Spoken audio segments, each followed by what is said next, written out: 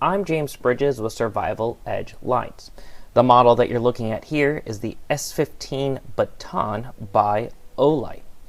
Now with this particular model, if you've looked at some of the other models of the S series, you may notice a familiarity in design. And yes, it would be a pretty familiar design. Certainly a proven design, certainly one that we here at Survival Edge Lights have enjoyed reviewing and enjoy sharing, as it's a pretty powerful light. Now with the S15 Baton, one of the differentiating factors you can probably notice is the size of the light.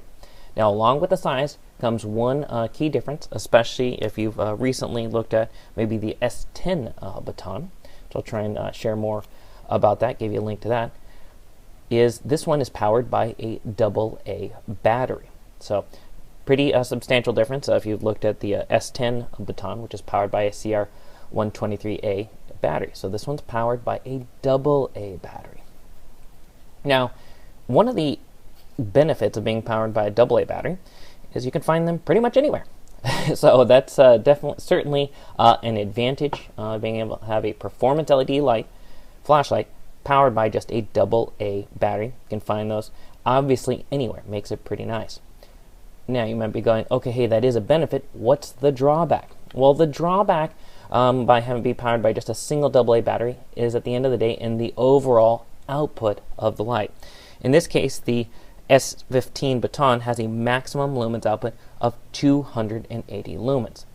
Still a strong output, but if you're going, hey man, I just really want something that's just blazingly bright, you are going to give up that top end output with a AA battery with this particular light. Still powered by a wonderful LED. It's the Cree XML2. So you're going, okay, great, I'm still getting a fantastic lamp in there. I'm just going to give up a little on the top end output. With that being said, it's a power pack light. I'm going to share with you more about that, and you still get the benefit of 4 different brightness levels, ranging from half lumens output, which is their moonlight mode. Up from that is 7 lumens. The next level up would be 70 lumens, and then, like I shared, the maximum of 280 lumens. Now, one of the big benefits if you've looked at some of the other models is a familiar user interface. You have a single button user interface here, and you're going to notice some very familiar ways to operate the light. If I hold down the switch for just 1 second there, you're going to notice I enter moonlight mode. Great, straightforward to operate. I can just click it off there and turn off the light. Entering lockout mode is the same as the other models. In this case, if I hold it down for 1 second, see moonlight mode, and now I'm in lockout mode. I just kept holding down the switch. See now? I do like the lockout feature with the Olight models. It's a added benefit to prevent that accidental on operation. Nothing more frustrating than having a light in your pocket or in your bag. You go out to use it, and the battery is dead because it got accidentally turned on. In this case, exiting lockout mode is pretty easy as well. Hold down the switch. I'm back in action with moonlight mode. To access the different brightness levels, very straightforward. I appreciate not having to figure out a fancy double click. I can just hold down the light. I'm going to show it to you here so it doesn't quite blind the camera. And you'll see it cycles through its different lighting modes. Go back into moonlight here. Great, now I'm back in moonlight. Very straightforward to cycle through. You just hold down the button. I can release at any point and be able to stay in that mode. It does have a memory, so it's going to remember which lighting mode I was in. Let me go up a couple. Oops, now I'm in lockout mode. Hold it down here. It's moonlight mode. Now if I hold it down,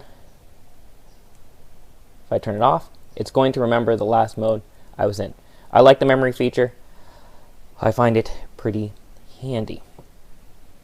Alright, so you have a memory feature, easily accessible to different lighting modes. Very straightforward. It does have some great additional features. It is IPX8 rated, so that is waterproof to 2 meters. I find that incredibly handy. When you're looking at the overall body of this light, I like the design. You can tell it fits very easily into my hand. It's not too big. I have shared this in other videos. I do like the fact that Olight gives you a two-way clip. I can clip it from either side. I find that incredible benefit.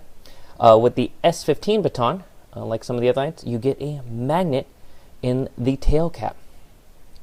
I think that's a very small feature, but a very powerful feature. Again, if you're working in your garage, you can slap it on the side of your toolbox, makes it easy. Or if you are carrying this flashlight in your car, there's a wide range of uses with a flashlight that happens to be able to be magnetic. Dump it under the hood when you're doing a small repair. It makes it pretty straightforward. So I do like the magnet in the tail cap. You can take it out. They give you instructions in the manual on how to take out the magnet if you should so choose. And with the S15, you do get a few additional goodies included. You get a lanyard. You get some replacement O-rings as well. Just always want to take a look at those. A little key ring to make it easier to attach the lanyard there.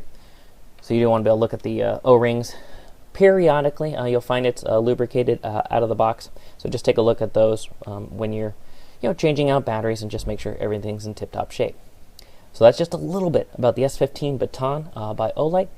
Continue to read on, find out more, and see if this is the right light for your next adventure.